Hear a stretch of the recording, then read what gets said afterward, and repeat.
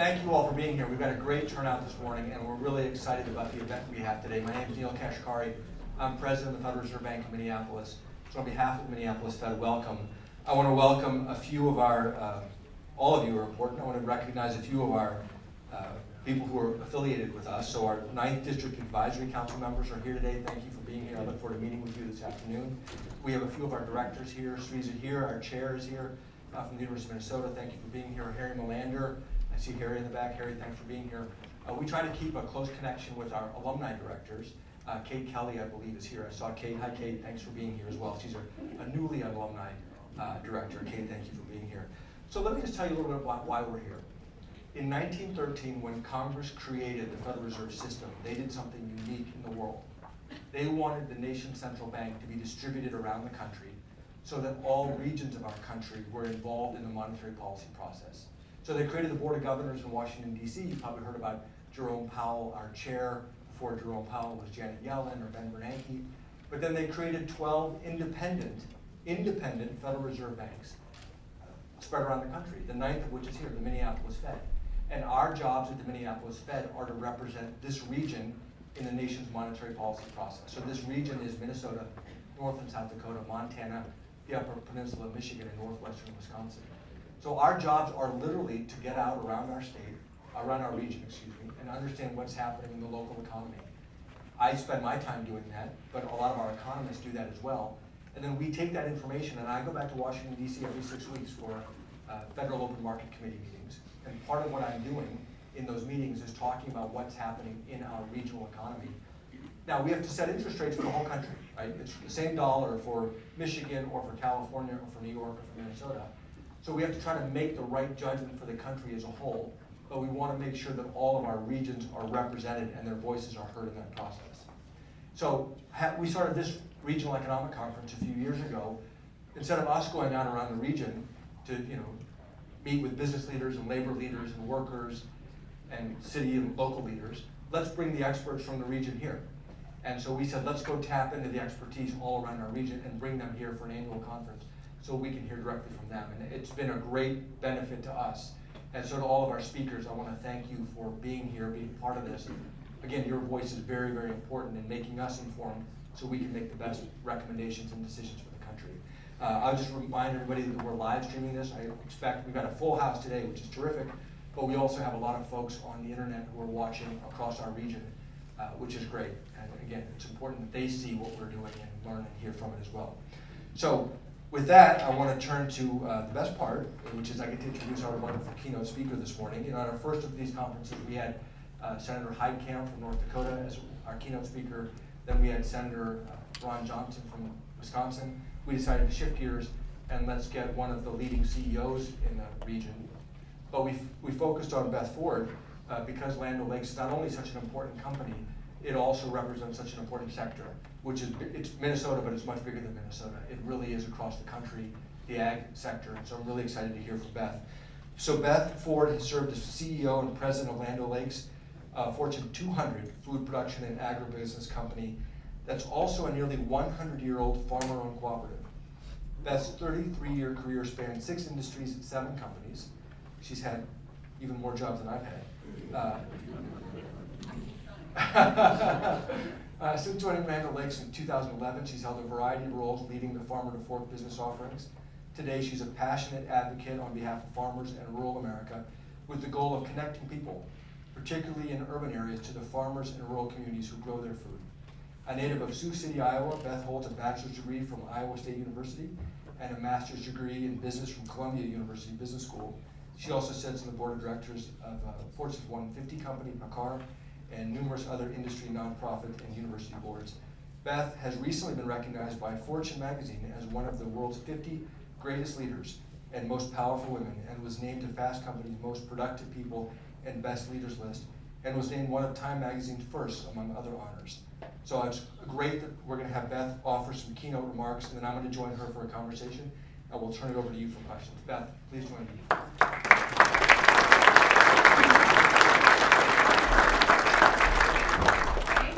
Good morning, everyone. Here we are back at it in 2020. What I thought I'd do is share some remarks with you. I want to make sure this is This is coming up. It's not coming up on the screens here, so I'll look over here. So apologies. What I want to do is share some remarks, talk with you about Land O'Lakes, because a lot of people, when I talk about Land O'Lakes, they're like, we love your butter. We make pudding too. But I want to describe really Land O'Lakes, what this business is, why I find it special, because you're right, 7 companies, 6 industries, what would make me move from New York back into the Midwest to take on this opportunity. I want to talk a little bit about that. I want to convey what we're seeing in the ag sector. And then I took over as CEO probably a year and a half ago, and we're still focused on that grand challenge of feeding a growing world population set to go to 10 billion by 2050. That is certainly part of the challenge. But what we're really focused on is more near in, the vibrancy of rural communities. Our belief is that we will, of course, work to get to that 10 billion people, and I think we're in good position from from a production perspective. It's a distribution challenge. It's a disparity problem, right? Because right now we have too much, but we have a number of people, what is it, almost 1 billion that go to bed hungry every day. So we know there's a distribution problem, a disparity problem, but we also want to talk about vibrancy and the concerns we see in rural America very near in. It's a primary issue, I think, for our business because we are farmer-owned, we are member-owned, we are in these communities. If we do not have vibrant rural communities, that is a significant issue for us in the ag sector and certainly for this business in farming. So this picture, I think, really says it all. This business is about families. Our business is about families. And this is a picture actually that happens to be of our board chair walking with his grandson on his farm. At Land O'Lakes, this is who we are. We are farmer-owned. There's an intimacy to this model, and understand that I've worked in very large corporations, I've worked in small private, but the model, the intimacy of this model, the cooperative model, the ability to reinvest in these communities is really quite special. Interestingly, I sit also on the Business Roundtable and on their board, and that statement of purpose for the Business Roundtable, to me, mimics in many, many ways what happens in a cooperative. The reinvestment in the community, the reinvestment in the shareholders, the members, and then in the business, the employees. So it's special, and I think this really tells a story. Let's talk a little bit about Land O'Lakes. Land O'Lakes, yes, we are a dairy company. Started in 1921 by upper Midwest dairy farmers trying to get power in the channel and get their sweet cream butter into the population centers in the east. So they formed a marketing cooperative, and that was successful. And then after that, they formed a supply cooperative, so animal feed, other goods that would be necessary for their farmers, right? Today, you can see we are a Fortune 200 company, about $15 billion. We have Purina.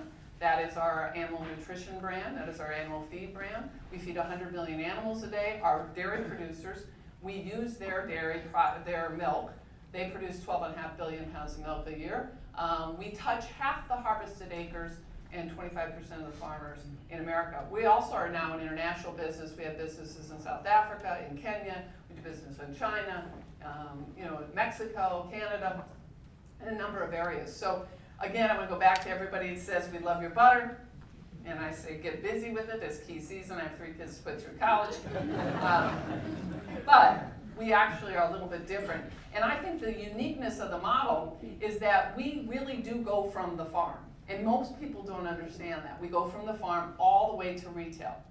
And so we get to see the consumer. We get to see every part of the continuum.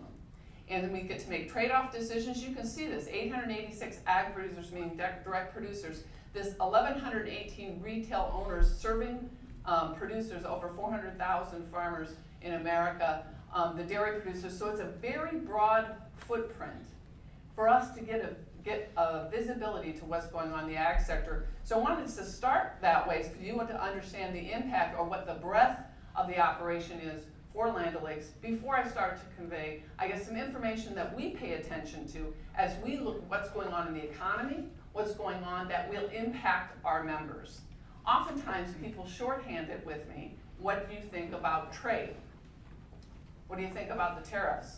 And obviously that's a relevant issue, but I want to go through a number of factors that are impacting the sector, that are causing volatility, that are causing consolidation, And I want to say, what are we looking forward, look at our forward outlook. What are we thinking is going to happen? All of us know, those of us here in the upper Midwest, in addition, we think farming is an outdoor sport, right? And we had a really challenging year last year with the weather patterns and planting season, and then the follow-on with the early freeze in some of the upper Midwest during harvest.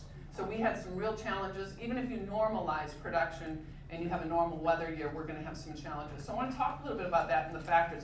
But you can see the breadth of the business is more significant, I think, than most people realize. So let's talk about it. The state of ag. Well, we have a number of issues. Aging farmer base.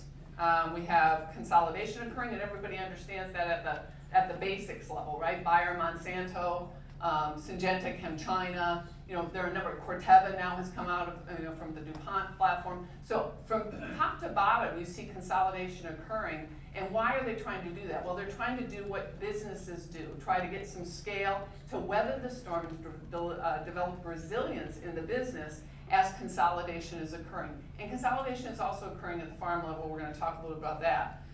We have depressed commodity prices, and that's been a long-term issue for multiple years. So yes, tariffs are an issue, but what happens when there's excess in the marketplace? You get depressed commodity prices, and that's certainly what we've seen. So trade is important, but as well, what we have is supply-demand imbalances. Where we've seen this most directly and from a most challenging perspective actually is in the dairy sector. Dairy production or dairy producers, use Wisconsin as an example. They were going out of business at 3 a day. I think they lost 10% of their dairy producers this last year. You can see tremendous consolidation occurring literally at the farm level, going all the way into retail. You've got farm incomes are challenged. I think it was in 2017, the average farm income was $43,000. The median was minus $1,500. This has been multiple years of challenge at the farm level. And I say this to say, it doesn't stop there. These farm communities, the communities that are the rural communities that live, where the farmers live around those rural communities, lack investment, because if the farmer isn't making money, guess what? They don't go to the diner, they don't go to the hardware store. All of those issues are really present. We're going to talk about that because I believe we have to broaden the aperture of the way we think about what's going on in the ag sector to consider what's going on in rural communities and why we should all be concerned about this. Trade, cyclical nature of agriculture, we're going to talk about a few things here.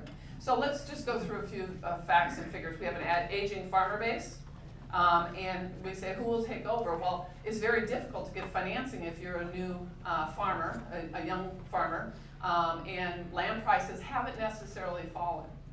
And why is that? Well, that's because in the 1980s, when I was in college, of course, there was a farm crisis, and there was a variable rate of interest. And so interest spiked up to 12, 13% or more. And of course, that really depressed farm pricing, and they couldn't, the income issues, the challenges were significant. Instead, what we have is very low interest rates. That's beneficial for the ag sector, but it allows people to stay and hold on for a little bit more. The issue, for a little bit longer, the issue is going to be who's taking over. How do we incentivize? What is the structure, the financial opportunity for young farmers to step in and take over? You know who the largest loan owners are in Iowa, for instance, is widows. I think they own 60% of the land. And so they lease that land out, right? So there is a base of assets.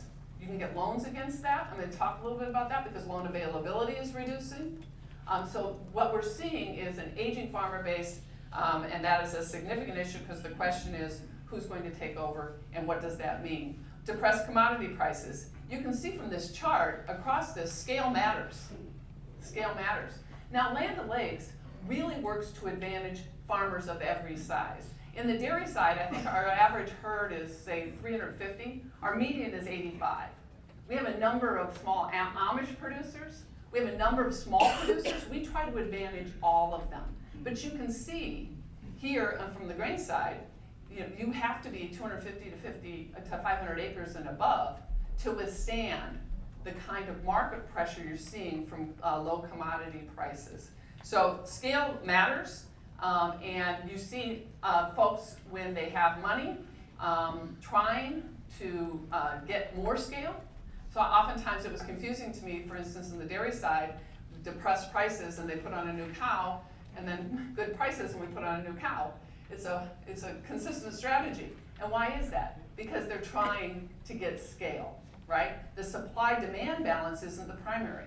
It is about scale production at the farm level. And unfortunately, I think just that comment makes people use terms like industrial farming. There's a negative connotation to it, and it's unfortunate because 96% of farms are still family owned. I'm gonna go back to that first slide. There is a narrative, it is negative for farmers, as though big is bad. And the reality is what happens is that the neighbor can't withstand the market pressure or decides to retire, doesn't have anybody to hand it over to. And so the other neighbor who has a stronger balance sheet gets a loan and acquires the acres, right? It's not the industrial farm. It is about the nature of business, the nature of what occurs when somebody goes out of business. So scale is important in this marketplace, and that's what you see, and you can see it in this, this chart. What's going on in upper Midwest milk profitability? Well, milk profitability, thankfully, for the first time in 5 years, has actually popped up. Milk price, so finally the dairy producers are making some money. But go back to my comment earlier, 3 a day were going out of business in Wisconsin. There's been consolidation occurring at a 6.5% rate across the nation. There used to be, I want to say in 2001, 2002, 92 to 95,000 registered dairy producers. Now it's down to 30 to 40,000, right? There are families associated with this. So this is not an objective comment. We see this every day. I see this every day when I'm with our producers. It is tremendously challenging. I think it is exciting to actually have them come into a year where they're actually making some money. That's terrific. But I think their resilience is to be admired. They're entrepreneurs. You know how they're surviving? They've got second and third jobs. Second and third jobs. 43,000 average income, minus 1,500. They have to have a second and third job, and they want to do it. We should admire them. I admire them because they are resilient. They are trying to hold on, and they do everything they can. I consider farmers to be the original entrepreneurs. They are the original environmentalists, and they invest consistently, even through this kind of market pressure. I'm happy to see in the future market that they're making some money here, even in the upper Midwest, where we do have some length of production. We do have bankruptcy issues. Now, there was an expansion of Chapter 12 bandwidth, and that allows them to continue to operate. But there are bankruptcies occurring, and we've had especially challenging times in Minnesota and Wisconsin. So you're going to continue to see this, but they are leveraging some of their assets in terms of their land value, their asset value, to try to get operating loans to continue to hold on for a period of time. It would be good, it's good from the dairy production perspective for them to actually make a little money, to be able to get some operating loans. It'll be harder. We're going to see, again, what happens on the grower side. Again, because of the weather pattern challenge and then the length of production. So what you see here is Chapter 12 farm bankruptcies by state. You can see a number of them, and Wisconsin and Minnesota have been particularly vulnerable. Continuing to see kind of a restructure of the farm network. You've got both farm level and co-op consolidation is going to occur. I'm going to, on the next slide, show you the co-op consolidation. Actually on the co-op consolidation, we're still seeing the number of employees, but you see a fewer number of co-ops. And what happens is they partner together and they consolidate. Large number of farmers are mid-size, and we also have some scale production, and you can see this. So, the last couple of years, who was making money? It was those who were like 10 acres and below, right? They were doing something that was unique, that was niching the market. And then you had scale producers who were making some money. But the rest, the middle, the small producers, are the ones who get hurt in this, this environment. So you can see farm size is increasing, and that again goes to that narrative that I was talking about. What about the number of U.S. Cooperatives? You can see a decline. Again, what's happening? There's consolidation. Now, I saw an analysis done a few weeks ago, again, where the number of employees actually is up. In order for a cooperative, including ours, to be relevant in the marketplace, you have to invest in technology, you have to invest in differentiated services. Because guess what's happening? The last sector to be disrupted by online business, by e-business, has been kind of agriculture. And there's a very clear pattern that happens. If 15% of orders, let's say for crop protection, starts to go through an online platform and you don't have a position, you never catch up. You never catch up. That is the history of all of the industrial sectors. So we have been investing. We shifted our capital plan pretty aggressively 2 years ago to invest in tools and technology, especially from an e-business perspective. Why? Because the basics, a Bayer Monsanto, they're going to use AI, big data, to try to disrupt and disintermediate the cooperative, the interim partner.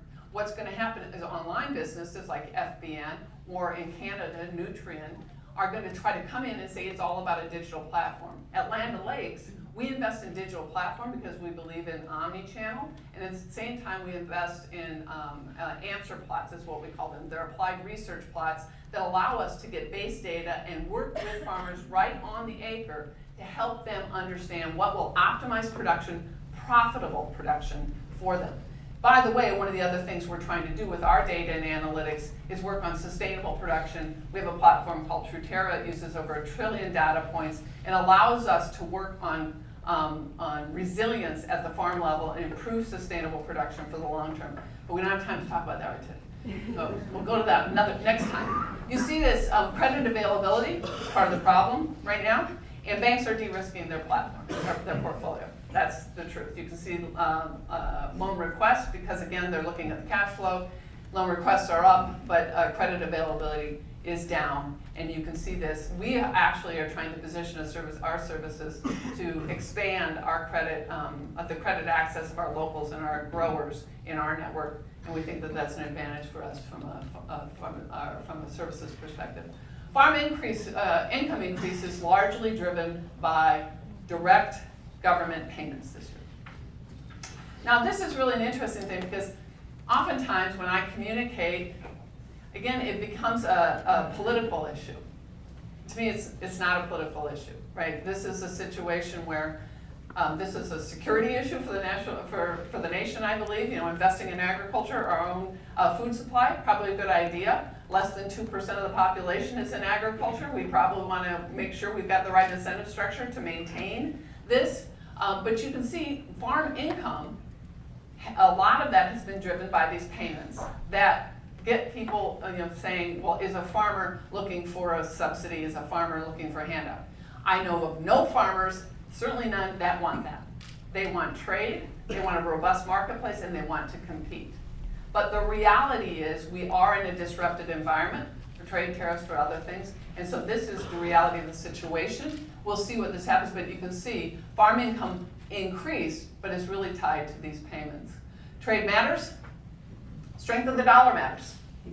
Brazilian real has been, the dollar has been relatively strong, and you can see what is happening with the tariffs. And all of us in business know this. When you lose a customer, it's hard to get the customer back. When the supply dynamics are redesigned and the supply flows, it's very challenging to get it back. I understand next week, listening to Bloomberg this morning, that they're looking at next week for the Chinese delegation to come in and to sign that phase 1 deal. And when I'm asked about that, well, we'll see. I don't know what's involved yet, right? We'll have to see what's going to happen with soybeans. 60% of production for soybeans, especially here in these states and upper Midwest, we're going to China. We'll see if we can recapture that marketplace. Same for dairy. We're going to see if we can recapture that marketplace. This challenge in the Middle East is going to be a problem for wheat growers. That is a huge market for wheat growers. So we're going to see disruption. We're hoping for a normalized weather year at minimum. So these are a number of factors that I think are important when we consider the financial situation and the issues that are occurring. But I want to step over to what I was talking about. That's right, one more slide, U.S. corn stocks to use. Again, we haven't been able to get a good number for what actually was harvested because a lot of stuff didn't get out of the field because of the early freeze. And the quality has been poor. There's been a propane shortage. That means that it's very difficult to dry the corn to make it of the quality to use. So we don't yet know what this is, but the stocks to use metric is one that we really follow. And we're trying to see, are we going to have exports? One of the largest corn markets is Mexico. Thus, signing of USMCA, really important. So we're looking at all of these various variable stocks to use. We don't know what's going to happen there, but it's certainly one of the things that we focus on. So what are the policy implications that we look at? USMCA, exports to China and Japan. Now we're saying the Middle East disruption with the wheat growers. The ag labor bill, this is an important area. You know, probably 50% of the labor that's involved in agriculture and especially in dairy is, they're immigrants. And by the way, it's not because the farmers aren't paying enough. You know, actually increase in wages has outstripped increase in wages in other areas, but the fact is nobody wants to do the job. That's the truth. So we have to come up with solutions. We've got a policy position that's coming in through the Business Roundtable on supporting expansion of H-2A visas for ag workers. This is an important area and critical for farmers from a production perspective. And then the Farm Bill implementation continues. The last couple of slides I want to talk about the way we're thinking about this. So I've given you all the variables, the disruption. Again, I am so impressed with farmers, the original entrepreneurs, the ones that really focus on their families, their communities, the resilience, the innovation, the leverage of technology. Those are opportunities. The carryover, and what I see when I'm in the country and what we're focused on right now are these factors. The state of rural America, that should give pause to all of us. It really should give pause to all of this. And I say it is an urban issue, it's an American issue. It's not a rural issue, it's somebody else's problem. This should be all of our concern. Look at these statistics. 1 in 4 children in rural communities live in poverty. They live in poverty. Do you know how robust the backpack programs are? And it's not about, well, we need food. I mean, these are real issues. They live in poverty. I posted that. I do a Friday facts on my Twitter feed, and somebody said it's 1 in 3 here. It's 1 in 3, it's not 1 in 4. They have lack of access to medical care. Shortage of 40,000 doctors in rural America. 200 hospitals have closed. Medicaid expansion did not occur, so the reimbursement rates were not enough to allow for support for doctors in rural America. So how do you deal with some of these issues? Well, you have to have technology, right? You can do telemedicine, some teleeducation. Problem is that of the 24 million Americans that don't have broadband in America, and access to it, 19 million are in rural America. We need like a 1930s rural electric initiative going across this country. It's about a $150 billion gap to close this. And it shouldn't be a jump ball between USDA and FCC, and then the states are looking in the couches for pennies and quarters to try to fill the gap. This should be a priority for an infrastructure investment, and it's certainly one of the things that we push for from a policy perspective. If you look at all these, the healthcare outcomes, nearly 45% of the heart disease deaths in rural America were deemed potentially preventable. That is because the food quality is not even there. The healthcare is not there. When I talk about this, I talk about rural America as the new inner city. Because of lack of investment, because of lack of focus. So yes, on all of these variables impacting agriculture, and they have a very direct impact on rural communities. And it is where we're spending a lot of our time from a policy perspective, in DC and in state governments, working with them, but also we're going to try to work on more direct action, try to think of businesses that we can work in partnership with our local retailers to stand up services businesses that will allow us to close some of these gaps more directly.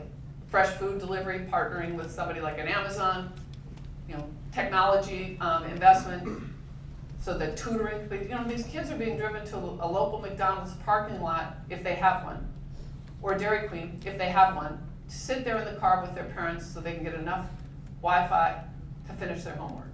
It's simply unacceptable. It is unacceptable. And so it's not that somebody isn't trying, it's just not enough. We know that. And so what we are advocating for is a connection, and part of that is the Broadband Initiative. There isn't one under the FCC right now. It's just started. Our Chief Technology Officer, Teddy McKelly, is the chair of that commission there. But we're going to see, because I still believe it's a bit of a jump ball. Nobody's in charge, so we're going to have to see how we can have that transform. I appreciate the administration, Commissioner Pai, and everybody's focused on this, but we're going to need to really focus on this more broadly. 150 billion versus the 28 billion. Connection matters, and I like to remind people we have a shared destiny between rural and urban. 19% of the population lives in rural America, and they comprise 44% of the military. They are willing to make the investment in their communities and in our country, and we must make an investment in their communities. And it's not a handout, it is about the strength of America, it is about the strength of our nation and our food supply. And so we have to invest in rural America, because if we don't do that in the next number of years, we will lose rural America. The towns are rolling up on us, that is the truth. And we don't want that. So we have to have investment, and that's what we advocate for. Federal Reserve support is critical, and I believe monetary policy, low interest rates, stability in land prices, all of these are fundamental, and that has allowed others to hang on for a longer period of time. We're of course looking to say, what is the policy going forward? Low interest rates are critical, we know that. Stability in land prices is critical, so they can get loans against it. A final comment, collective call to action. Our approach, we're trying to build awareness for these challenges, especially the need for technology in these rural communities. Build advocacy. We want anybody who wants to get on the boat. We need advocacy at the policy level, at the federal level, at the state level, and then take action. Policy, business direct, which is what we're working on. I think that the optimistic part of me says one of the great things is every time I talk about this, people say, I just didn't know. I want to help. How can we do that? Or I have a number of people in audiences like this, especially when we're in the upper Midwest, say, I grew up in this town, and I went back, and you're right. It's not funny, like I'm in the country, and I lost my cell signal. This is an everyday occurrence, and we need to invest. It is critical for the long-term health of these rural communities. So thank you.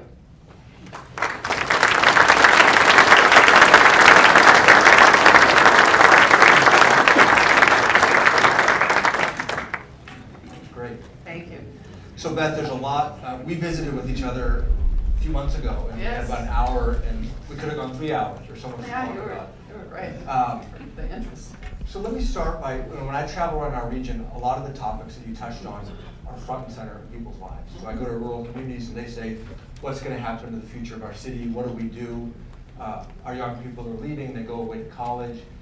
And I get it why the broadband is absolutely essential, because what I say to them is what you want your young people, a lot of times what they're hoping for is the young people go away to college, they get married, they want to come home to start a family, because that's where they feel comfortable, they want to raise their family in the town that they grew up in, but there are no jobs. Right. So they can't do it. So I completely understand why broadband is Right, there's no essential. entrepreneur is going to start a business in these communities if they don't have technology access. Somebody told me the other day, like 90% of the data, which is a huge amount of data, that has been developed and captured has been in the last 3 years. Think of that pace of change and the inability to take advantage of the data and the new tools if you have no technology access. I mean, it's crazy. But I'm wondering, so I'm with you on, I think that as a country, we just need to make the decision. This is a priority. It's like everywhere in the country get access to the mail. Right. Everyone in the country get access to electricity, we should have access to broadband. So I'm 100% with you on that. I'm just wondering though, it seems like these economic forces are even bigger than that this is a trend that's been going on for 100 years. Economists call it agglomeration benefits, where you come to a city because you have more theaters, and you have more parks, and you have more people, and then as more people leave rural communities, then you can't sustain the community bank. You can't sustain the hospital. And so I'm just wondering, even if we get widespread broadband, is that going to be enough to stabilize the situation? Or is this are these just bigger economic forces at work? Well, I think it's both and. I don't know that it's an either or, because the reality is you're right. This isn't new, and really the advent of technology and the investment is really accelerated over the last 10 years. I mean, Yeah. when did the phone come, and now suddenly that thing has got everything on it, right, that you can need, the iPhone. So you're right. Now, will it be enough? Well, what I know is that Americans and that some of these folks in these communities are pretty innovative. So let's talk about, there are a lot of people who want to live in their community, right? This is not I want to go to the coast where all these people are. They like their way of life, they like their town, they want to be in a small town. We have to provide them access. Will it help and completely resolve the issue? No. Will it be an enabler, however, for those who want to come in and live in a robust, vibrant rural community? It will be an enabler because it closes some of the gaps, or it allows for some closure of some of the gaps on medicine, on education, on financial services, all of those. You're right, because banks are closing in local areas as well. So it's a really good point because there is pressure on there. But what we know is if we do nothing, right, that is going to be the momentum case, and that's what's going to happen. But if we do something, that we can point to a number of communities. Saw a great story in the Atlantic in West Virginia that invested in technology through a cooperative, and now they have customer service that they're providing for a city, for a business in the city. It's more economic for the business, and it's better employment for the folks in that community, and it turned the community around. Great, thank you. So let me shift gears a little bit, but related. You talked about land prices. So at the Federal Reserve, we focus on the ag sector. It's an important part of our region. We're focusing on banks' exposure to the ag sector as well. And the fact that land prices have held up has been a really important thing that we're watching. It's been surprising, it's been really important. And you talked about how there's consolidation going on. Is most of the consolidation within farmer to farmer, or are there outside investors that are stepping in and buying up? Because I'm surprised that land prices have not adjusted more, given how long the low commodity prices have been with us. A lot of farmers are also leasing the excess space. Like I said, if 60% of the land is owned in Iowa by widows, lease out their land. I haven't seen directly, I don't say that it's not the case, but I haven't seen directly that outside forces are coming in and acquiring the land. It's been more farmer to farmer, or investor in the sector to investor. I haven't seen necessarily outside, somebody from a foreign country coming in at a level of, or at a rate that I would say is concerning them. That doesn't mean that hasn't happened, but I don't think that that's the primary issue. What I see more is that folks will either lease their land and hold it, and they'll use it, as a base for loans, or they'll sell it to somebody else in the sector. Is your expectation that land prices will probably be sustained going forward? That's hard to know. I know. It's hard to know. What happens is, you see more of a frequency of selling, and then you can start to see what's pricing in the market, right? We haven't seen that. We haven't seen an increase, so I haven't seen things come down. I've been surprised too, favorably surprised that they've held up relatively well. If interest rates really start to rise, if the amount of liquidity, the available capacity for loans and operating loans declines, I think you're going to see more that will be challenged and we'll have to make a change. But we haven't seen a huge amount of land move. We do see some, however, and go back to the bankruptcy slide, you see some folks in bankruptcy. And by the way, that's a reminder that if you go back to, a little bit of Fed history, you go back to the history of the Fed and why the Fed was created.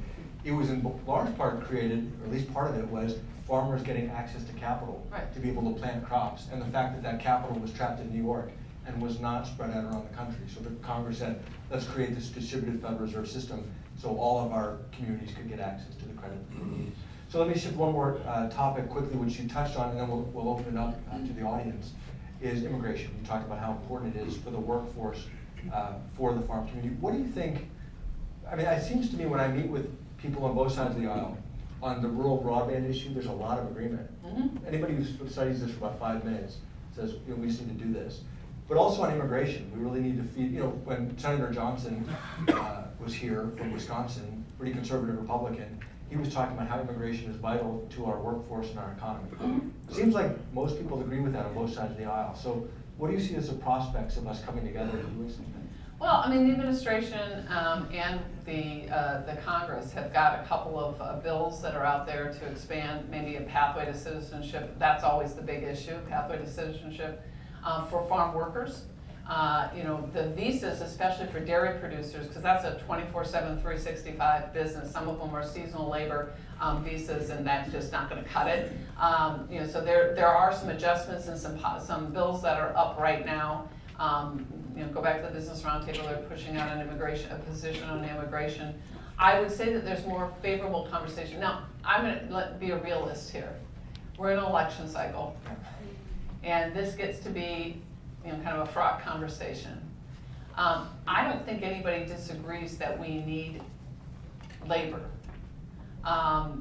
certainly in the tech sector, they say we want to continue to have the tech workers that have been educated here. We want to think of, what is it, 40% of the CEOs in that sector came from a different country. So it's not that it's not necessary and people see it, but it gets to be an emotional, political issue. I want to be optimistic about progress. I see some bright lights.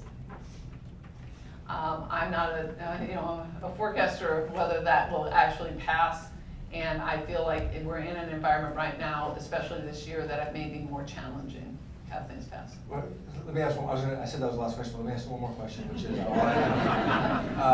how is Land O'Lakes doing in terms of hiring the talent that you need? I like that you ask us that every quarter. Thank you. Thank you. No, Neel does a great job, and he did come to our office. I really appreciate your approach. It's really impressive where you're trying to get on the ground information.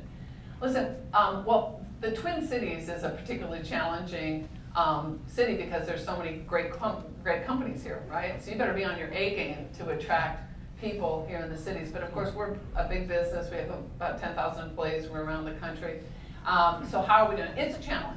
Right now, unemployment is low, and it's especially a challenge in particularly hot areas like analytics, data, engineering, on the line workers. If you're a maintenance guy or a gal or a production technician who has that kind of technical capability, it's very difficult to hire and retain. So, I mean, really what it does is it pressures the businesses to say, you've got to make sure that your incentive packages are appropriate, that the culture of the organization is favorable, and a place where people want to build a career. But it's challenging. It is one of our biggest challenges. When people say, what is your biggest concern? I say, always the safety of our employees is the biggest primary issue for me. And then our employee base, making sure we have a robust employee base. Great. Well, I know folks in the audience have a lot of questions, so why don't we start out? We got some microphones. Just raise your hand. We'll bring a microphone to you. Please wait for the mic, just so people on the internet can hear your question before give Beth a chance to answer it. We're in the back. I'm George Charco. I'm with Cargill, your cousin down the way. We always say it's AAA ball over there at Cargill, and you have the big leagues here.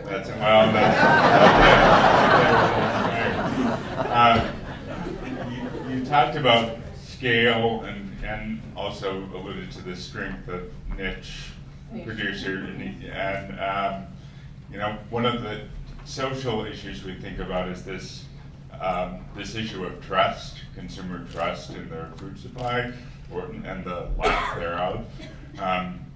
And I'm curious if you feel insulated from that as being member owned and being able to tell that story, and B, what do you see?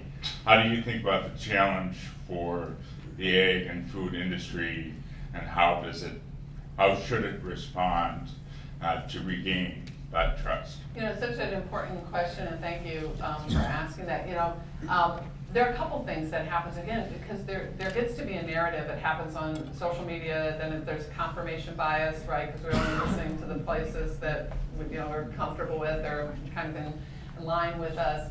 I don't know broadly that people don't trust the food supply, but they have a lot of questions. I think that's great. We did this consumer panel. It was really interesting in our last annual meeting. I told them, our members were in, I said, you're going to be very uncomfortable, you're going to hate this. This is why we're going to do this. We're going to have a consumer panel. They're going to come up there. These are people literally off the street. And we're going to ask them who they trust, how they make decisions, because you need to hear this. You need to hear this and get in the game and have the engagement. And it was fascinating, what they said. But what they said was they do trust the farmer. No matter the size, they do trust the farmer.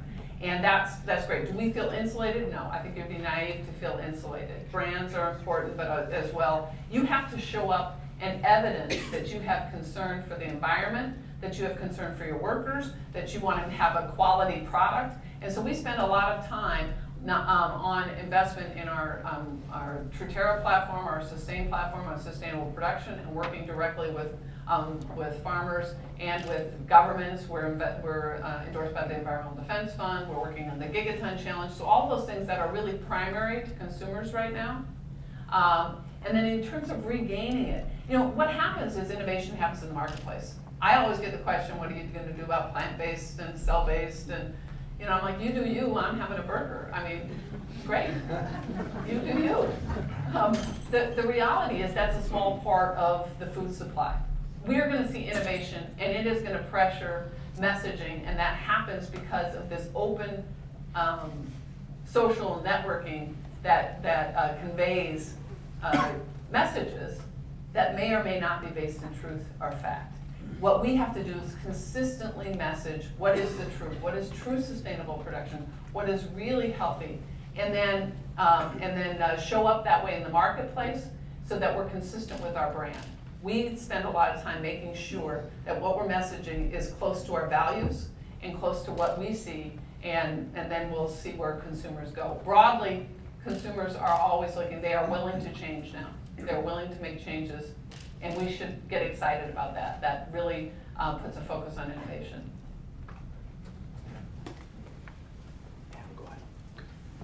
Hi, I'm Adam Bells from the Star Tribune. Hey, Adam. How's it going? So I'm curious, how sustainable do you think corn and soybean farming is in the long term? You know, given more than a third of our corn goes to ethanol, and you know the massive amount of subsidies that go to corn and soybean farming, with very little subsidy going to, you know, smaller, more like different kinds of farming. What do you think are the long-term Well, prospects? the incentive structures have to move, you know, consistent with what outcome we're looking for, right?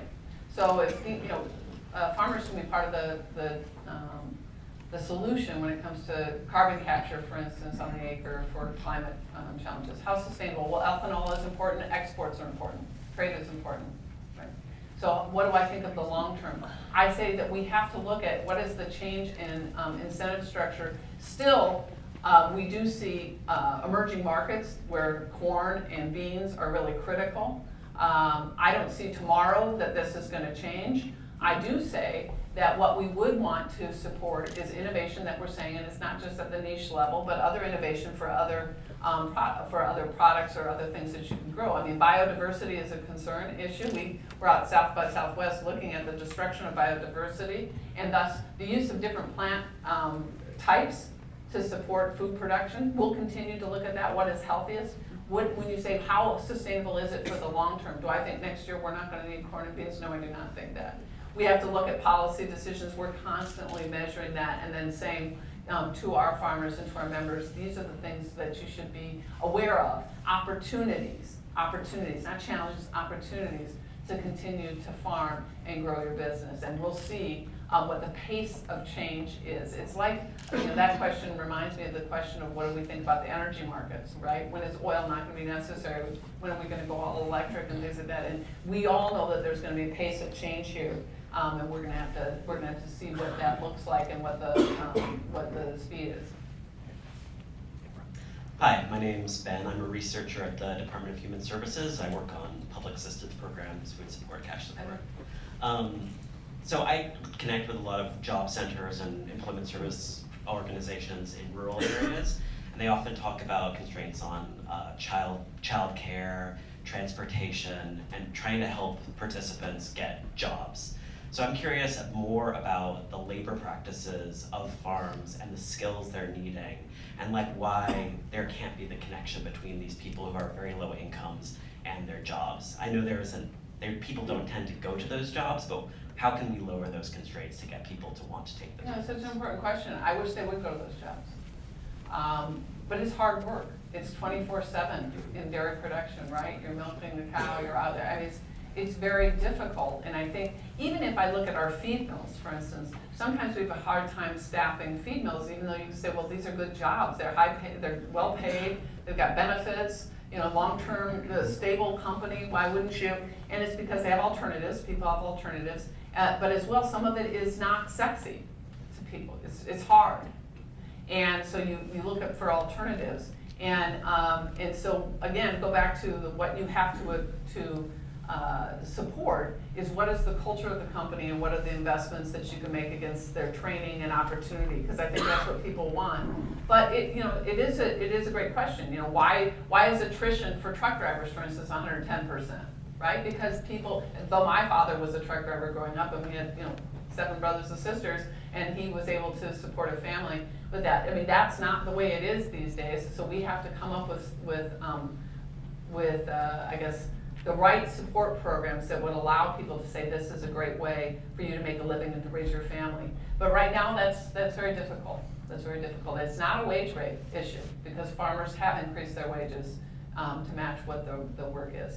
You know, when I was running for governor of California, I visited strawberry farms, and I met a strawberry farmer who was a Mexican, now Mexican American, but a Mexican individual, came over as a strawberry picker, and he worked his way up, and he eventually literally bought the farm, and he running the farm, and he said, you need to understand, my children will not do this work.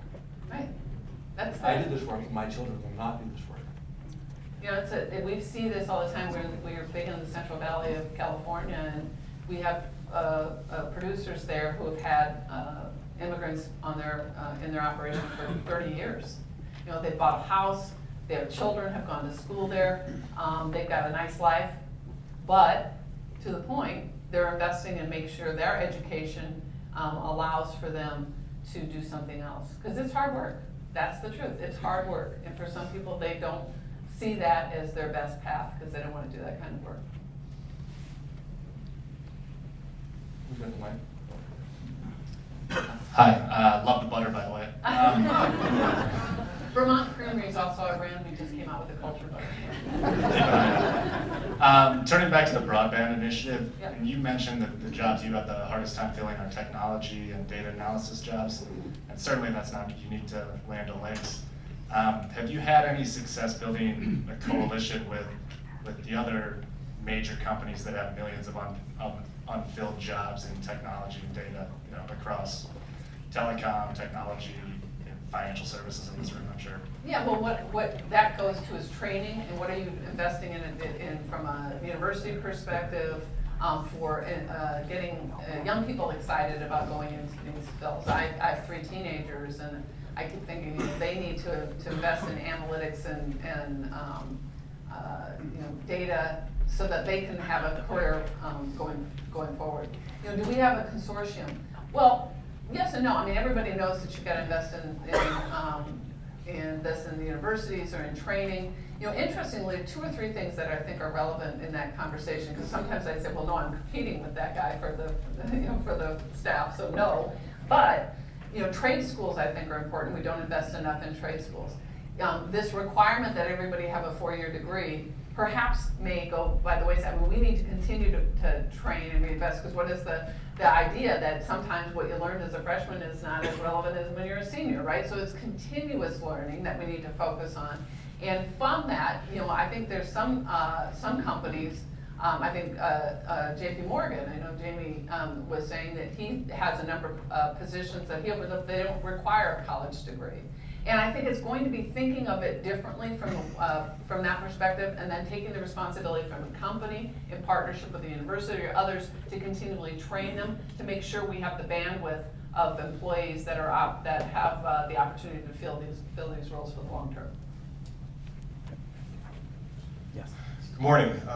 Bill Moore, I'm with the Farm Credit System, and so as a farmer cooperative, we share a lot of your values as well as some of your concerns about rural America. We're really focused now on much more of an urban and suburban centric society, and in just less than a generation, we've removed that connection to ag production and rural communities in many cases. We actually put out we hired a researcher to do some work for us, and they came back and something like 62% had said they visited a farm in the last 12 months, and he looked at us and said, do you really think these 62% of these people have visited a farm? It's like, no, the answer is that they went to a pumpkin patch or a Christmas tree lot or an apple orchard. So how do you make a reconnection to the rural communities in order to build these initiatives when, even if you look at the ag committees in Congress, they're no longer Iowa and Nebraska, they're now Cincinnati and Atlanta, and they're much more focused on the urban centers, even the makeup of those committees. So from a government perspective, Neel, how do you look at that lens? And Beth, from a business perspective, how can you create that advocacy without it just being single individual voices? You know, it's a real concern because, again, less than 2% of the population, I think it's 1.5% of the population is involved in agriculture, although so many jobs are tied to agriculture. And so how are we doing it? Well, when we had that consumer panel, what was interesting is the farmers said, oh my gosh, we have so much work to do, because there was a misunderstanding of what safe, affordable food was, what decisions they were making, all these other things. And what we've said is you've got to be your own advocate. I mean, you've got to get out there and tell a story. There's no magic one answer to this question, because I share your concern. People don't understand agriculture. They don't understand modern agriculture. They don't understand the use of technology in agriculture, why that should be exciting to all of us. They are disconnected from it, and it is about going to the store shelf. That's how they're connected. They don't even understand the supply of that.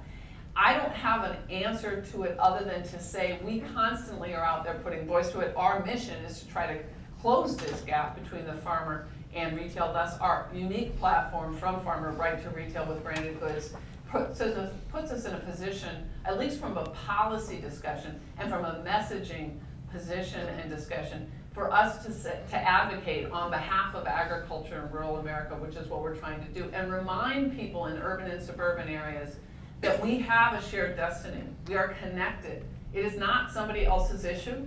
This is our issue for us to remain connected to these communities, and we should want that. We want a robust rural environment. So I don't have a magic answer, because you're right, there's a population move. Not everybody's gonna be on the coast, but I'm excited that many people want to be in these communities. They want to be in the small town. So I think we've got time. I mean, I see a lot of hands up. Unfortunately, we only have time for one more question, so I'll turn it over to you. Good morning. I'm Jerry Miller, and I'm from a 4th generation farm in North Dakota. And this is my passion point. I moved away because I don't want to be in that boring town. But I have, my 3 brothers are still back there. And I want to tell you a little bit about my brother Tom and what he has done. Tom is in his 50s now, but he has expanded, and many farmers lease to him. He is not a conglomerate, but he is also diversified, and he built apartments in Minot when that was going well. His wife does appraisal. She went back to school. She travels around the state, but especially to Minot, and does that. Their son, my nephew, went to school and did 2 years and is now back on the farm. The other son has another farm. And what I see is, these are great people. You can trust them. I think communication is huge. There's a huge hole there in the amplification of that message. Those people are out there and they're hurting. Our community happens to have a pasta plant, and that helps people get jobs. I mean, I like the broadband idea because, call centers. I mean, some of these people could do call centers. Who would be better to serve customers than someone you can understand and, who has a lot of common sense. So I love this discussion. I hope that there is something that can come from it, but I really think it's communication amplification of these messages to get some action. I mean, I hope everybody in this, I appreciate that, and thank you for the background. I hope everybody in this room takes this away and advocates on behalf of it. When I'm in Chicago or New York and talking about this, what can I do? Well, I hope you go back and you ask for reinvestment in rural communities in your state. That you understand and you advocate for them. Go visit a farm, because you're right. I mean, they deserve it, but we need advocates. We need all of you out there advocating on behalf of this investment and understanding why this connection is so critical to us. That was great, everybody. Thank you. Please join me in thanking you.